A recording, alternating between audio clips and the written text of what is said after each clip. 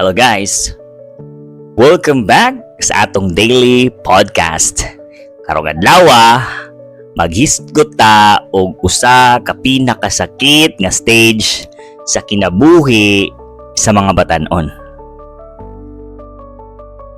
Kung imong ex kay imong classmate, kanang adlaw-adlaw nimo siya makita, magkasugat sa hallway or magka-group project.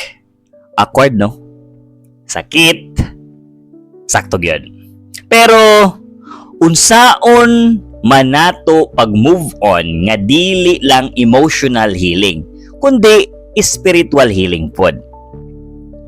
Number 1, ayaw pugni ang gusto ni Lord nga buhaton sa imong kasing-kasing.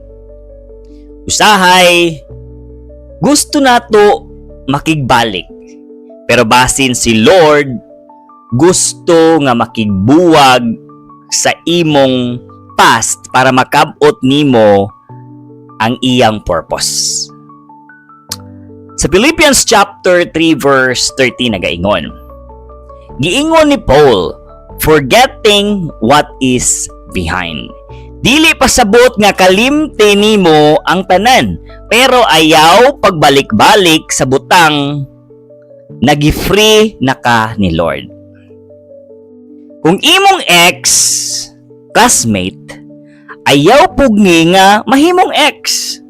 Kay basin si Lord nagtanom og new beginning sa imong kinabuhi.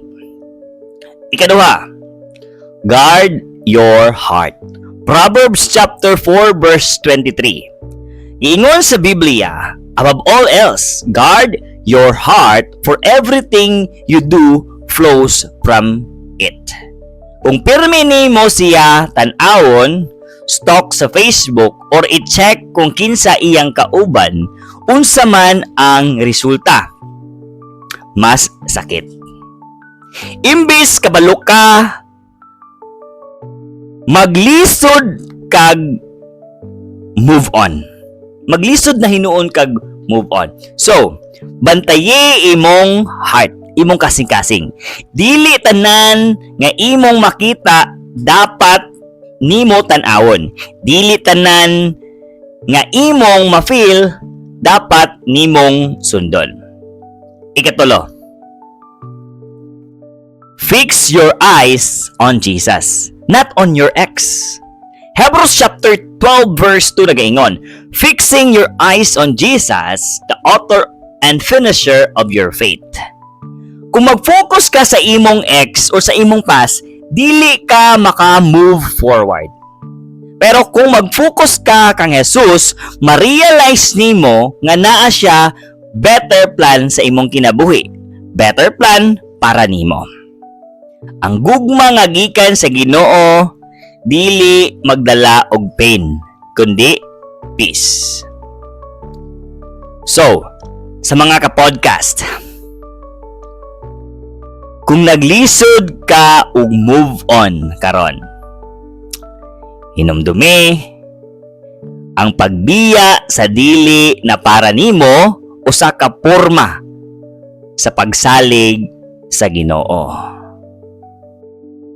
Ayaw kalimot, dili sayon, pero posible. Kay basta na si Jesus sa imong kinabuhi, maka-move on gyud ka. So kung ikaw na kay mga pangutana na kinahanglan or kinahanglan tubagon or na kay gusto nga i-advise, you can comment down below para matagaan nato na siya og tubag advice nga based gayud sa Biblia. Salamat sa inyong pagtan-aw. God bless you all.